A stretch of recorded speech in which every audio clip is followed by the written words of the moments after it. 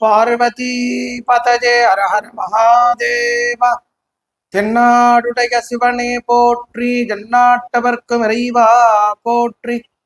ஸ்மிருதே சகல கல்யாண பாஜனம் யத்ர ஜாயதே புருஷத்தமஜோ நித்யம் ரஜாமி சரணம் ஹரிம்.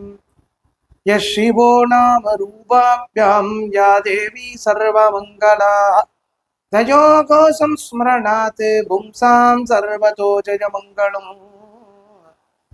லோகா சமஸ்தா சுகினோ பவந்து, சர்வே ஜனா சுகினோ பவந்து. அத்தனை பேருக்கும் சர்வமங்கலம் உண்டாகட்டும். சிவபெருமானுடைய திவ்யமான சரணங்களிலே பத்திரபுஷ்பத்தை சாற்றி நமஸ்கரிப்போமாக. நீலகண்டம் விரூபாட்சம் நிர்மலம் நிருபத்ரவம் நமாமி சிரசாதேவம் கிம்னோ மிருத்யு கரிஷ்யதி. மார்க்கண்டேய ஸ்தோத்திரத்துல வரக்கூடிய ஒரு ஸ்லோகம் இது. 12 ஜோதிர்லிங்கத்துல அற்புதமான ஒரு ஜோதிர்லிங்கம் வைஜூநாத்னு அழைக்கக்கூடிய வைத்தியநாதம். பரள்யாம் வைத்தியநாதம் ச டாகின்யாம் பீமசங்கரம் அப்படின்னு 12 ஜோதிர்லிங்க ஸ்லோகம் நமக்கு அனுகிரகம் பண்ணி தருது. வைத்தியநாதம் சிதா பூமௌ அப்படின்னு சிவமகாபுராணம் சொல்றது. சிவபெருமான் அழகான மலை மேல வீட்டிலிருந்து அருள் பாலிக்கக்கூடிய திவ்ய கஷேத்திரம். பாரத தேசத்துல நடுவுல ஒரு கோடு ஒண்ணு போட்டோம் அப்படின்னு கேட்டா, கன்னியாகுமரியிலேருந்து துவங்கி நேர கேதாரீஸ்வர் வரைக்கும் வரக்கூடிய அந்த நடுக்கோட்டுல மகாராஷ்டிராவினுடைய மத்தியத்துல வரக்கூடிய ஒரு ஜோதிர்லிங்கம் வைத்தியநாதம். 4 யுகத்துக்கு முன்னாடி சுவாமி தேவர்களுக்காக பிரத்யக்ஷமான புண்ணிய கஷேத்திரம். தேவர்களுக்காக அனுகிரகம் பண்ணின திவ்ய கஷேத்திரம் இது. எல்லாரும் சுவாமிய உள்ள போய் தொட்டு பூஜை பண்ணி நமஸ்காரம் பண்ணக்கூடிய உயரமான ஒரு சிவலிங்கம் சிவபெருமான். தேவர்களும் அசுரர்களும் திருப்பாறு கடலை கடைஞ்ச அந்த சந்தர்ப்பத்துல அமிர்தத்தோட சேர்ந்து ஐராவதம், உச்சைஸ்ரவம், பாரிஜாதம், மரகதம், கற்பகம், காமதேனு, பற்பல ரத்தனங்கள் இதெல்லாம் திருப்பாறு கடல்ல இருந்து வெளியில வந்தது. இது அத்தனையும் சேர்ந்த ஒரு சிவலிங்கம் எது அப்படின்னு கேட்டாக்க அதுதான் வைத்தியநாதம். இந்த வைத்தியநாத பெருமானுக்கு தினந்தோறும் கர்ப்ப கிரகத்தினுடைய ஒசரக்க இருக்கக்கூடிய சந்திரகாந்தமணி அப்படிங்கிற ஒரு ரத்தனம் இருக்கு. சந்திரகாந்த கல் வேற, சந்திரகாந்த மணி வேற. இந்த சந்திரகாந்த மணியினுடைய அந்த ரத்தனம் ஒரு நாள் பொழுது முழுக்க இயற்கையிலேருந்து சேர்த்து வச்சுட்டு இருக்கக்கூடிய தீர்த்தத்தை எடுத்து வச்சுட்டு சூரியோதயத்துக்கு முன்னாடி சுவாமி மேல அபிஷேகம் பண்ணும். முதல் அபிஷேகம் அதுதான். தேவர்கள் தினந்தோறும் வந்து பூஜை பண்ணக்கூடிய திவ்ய கஷேத்திரம் வைத்தியநாதம். கர்ப்ப கிரகத்துல இருக்கக்கூடிய அந்த மூர்த்தி ரொம்ப விசேஷமான மூர்த்தி. அப்போ கிருதயுகத்துல பிரம்மாவும் விஷ்ணுவும் சேர்ந்து சிவ பூஜை பண்ணி அதுக்கு பிற்பாடு இங்க இருந்து தேவர்களுக்கெல்லாம் அமிர்தம் கொடுத்தார். தேவர்களுக்கு என்ன வேணும்? இரவாத நிலை வேணும். ஆகவே மருந்து ரூபமா சுவாமி இருக்கிறதுனால, வைத்தியத்திற்கெல்லாம் நாதனாக இருக்கிறதுனால வைத்தியநாதம் அப்படின்னு இந்த கஷேத்திரத்துக்கே பேர். பரளின்னு இந்த இடத்துக்கு பேரு. இங்க இருக்கக்கூடிய சுவாமிக்கு வைத்தியநாதம்னு பேரு. இந்த இடத்திற்கும் வைத்தியநாதம்னு பேரு. 3 நதி ஓடுறது இங்க. பிரம்மா, வேணு, சரஸ்வதி. இந்த 3 நதிக்கு நடுவுல அழகான குன்றின் மேல படிக்கட்டெல்லாம் ஏறி போய் பார்க்கக்கூடிய இடத்துல கருவறையில சுவாமி அழகான ஒரு திருமேனியாக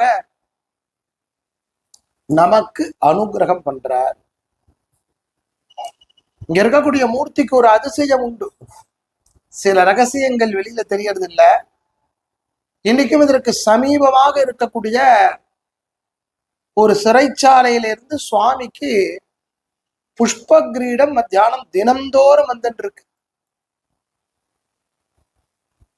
150 வருஷத்துக்கு முன்னாடி இந்த சிறையில பணிபுரிஞ்ச ஒருத்தருக்கு நோய்வாய்ப்பட்டு என்ன பண்றதுன்னு தெரியல. அப்போ அங்க இருக்கக்கூடிய ஒருத்தர் சொன்னார், வைத்தியநாதருடைய தீர்த்தம் சாப்பிட்டா, அபிஷேக தீர்த்தம் சாப்பிட்டா சரியா போயிடும். அவர் நம்பிக்கைப்படலை, கொண்டாந்து கொடுத்தா சாப்பிட்ட. அதற்கு கைங்கரியமா நந்தவனம் வச்சு இங்க இருக்கிறவா இந்த நந்தவனத்தை பூ கட்டி தினந்தோறும் சிவபெருமானுக்கு கிரீடம் அணிவிக்கணும் அவர் ஏற்படுத்தி வச்சது. இன்னி வரைக்கும் அது நடந்துட்டு. மத்தியானம் 3:30 மணிக்கு தினந்தோறும் சுவாமிக்கு புஷ்ப கிரீடத்தை கொண்டு வந்து சாத்துவோம். கணபதி ஆவிர்வாவமாகறதுக்கு முன்னாடி இங்க சிவ பூஜை பண்ண. இங்க சன்னதியில இந்த கோவில்ல ஒரு விக்கிரகம் இருக்கு. அந்த விக்கிரகத்தை தேடி பார்த்தா தான் தெரியும். நரமுக கணபதி, துதிக்க இல்லாத கணபதிய பார்க்கலாம். இங்கே கார்த்திகேயன பார்க்கலாம். இங்கே கார்த்திகா சுவாமி, ஹனுமானுக்கு சன்னதி உண்டு இங்கே. இதெல்லாம் இந்த ஜோதிர்லிங்கத்தினுடைய தனி சிறப்பு. இந்த திவ்ய கஷேத்திரத்தினுடைய மகத்துவங்களும் மகிமைகளும் எண்ணில் அடங்காதது. ராவணன் சிவ பூஜை பண்ணியிருக்கான் இந்த திவ்ய கஷேத்திரத்துல. தேவாசுர யுத்தத்துல, அதாவது சூரபத்மனை சம்மாரம் பண்றதுக்காக முருகப்பெருமான் கிளம்பின அந்த சந்தர்ப்பத்துல அசுரர்களால, சூரபத்மனை சார்ந்த அசுரர்களால தேவர்கள் மீது விழுந்த ஆயுதங்களினால் உடம்பு முழுக்க ரணமாயி கிடக்கும். இவா எல்லாருக்கும் அந்த சிகிச்சை அளிக்கப்பட்ட இடம் இந்த இடம். அத்தனை பேரும் இங்க வந்து கூடினார். சுவாமி வைத்தியநாதர், அம்பாள் வைத்தியநாயகி, கிரிஜா பீடம் இது. எல்லாருக்கும் சுவாமி அபிஷேகம் பண்ணி தீர்த்தம் கொடுத்தா. பிரகஸ்பதியான குரு பகவான் தேவர்கள் எல்லாம் தீர்த்தத்தை பருகினார். அதனால நித்தம் தீர்த்தத்தினால தேவர்களால அபிஷேகம் பண்ணக்கூடிய இடம் இந்த இடம். இத்தனை சிறப்புகளோடு உடைய இந்த ஜோதிர்லிங்கத்துல மார்க்கண்டேயர் தபஸ் பண்ணினார். மார்க்கண்டேயருக்கு சுவாமி இங்கதான் பிரத்யக்ஷம். அதே மார்க்கண்டேய ஸ்தோத்திரம் சொல்றது, காலகண்டம் காலமூர்த்திம் காலாக்னிம் கால நாசனம் நமாமி சிரசா தேவம் கிம்னோ மிருத்யு கரிஷ்யதி. மார்க்கண்டேயர் சிவ பூஜை பண்ணிட்டு இருக்கிறதே, தர்மராஜா தன்னுடைய காலம் வந்துடுத்தேன்னு கிளம்பி வரத்தே, சிவபெருமான் சிவ பூஜை பண்றவனை தொந்தரவு பண்றேன்னு காலால உதைத்த திருத்தலம் இது. அப்படி மார்க்கண்டேயர் பூஜை பண்ணதுனால மார்க்கண்டேய லிங்கம், ரிஷிலிங்கம் அப்படின்னு சுவாமிக்கு பேர். இந்த கிராம பகுதியில மகா சிவராத்திரி காலத்துல சிவபார்வதி விவாகத்தை பண்ணுவா. சிவபார்வதி விவாகம் பண்ற சந்தர்ப்பத்துல சுவாமி கைலாயமாகவே காட்சி கொடுத்தார். அதனால மத்திய கைலாயம் இருக்கு. தேவர்கள்லாம் சுவாமியை பிரார்த்தனை பண்றதே ஜோதி ரூபமா காட்சி கொடுத்ததனால் ஜோதிர்லிங்க ஸ்தலமாக கொண்டாடப்படுறது. இந்த ஸ்தலம்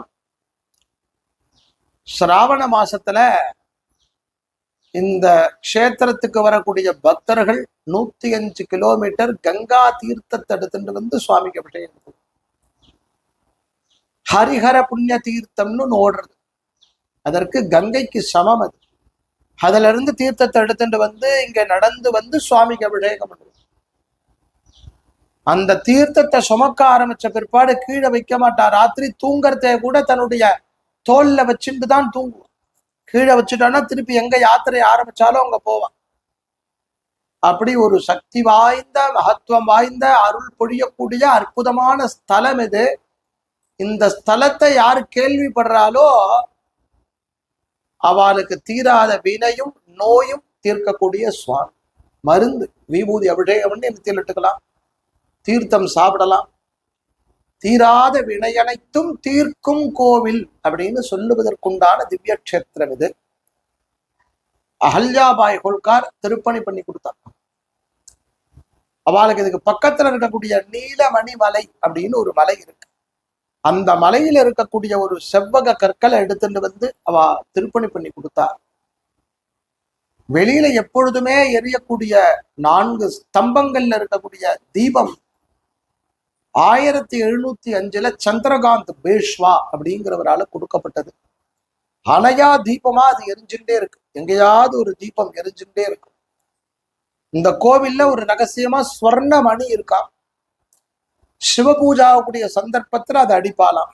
அப்படின்னா பெருமை குறித்தான பரடியில அனுகிரகம் பண்ணக்கூடிய வைத்தியநாத பெருமான் நம்ம எல்லோருக்கும் அனுகிரகம் பண்ணட்டும். வைத்தியநாதருங்கிற திருநாமத்துல பாரத தேசம் முழுக்க நிறைய கோவில்கள், அங்கங்க வேறு பல புராணங்கள். இந்த திவ்யக்ஷேத்திரத்திற்கு உண்டான புராணத்தை அனுபவிச்சு சுவாமிய மனசுல பிரார்த்தனை பண்ணுவோம். எல்லோருக்கும் அனுகிரகம் பண்ணட்டும். நோயற்ற வாழ்வே குறைவற்ற செல்வம்னு சுவாமியினுடைய பிரசாதமா எல்லாருக்கும் கிடைக்கணுங்கிற பிரார்த்தனையோடு ஓம் நம சிவாய். ஓம் நம சிவாய்.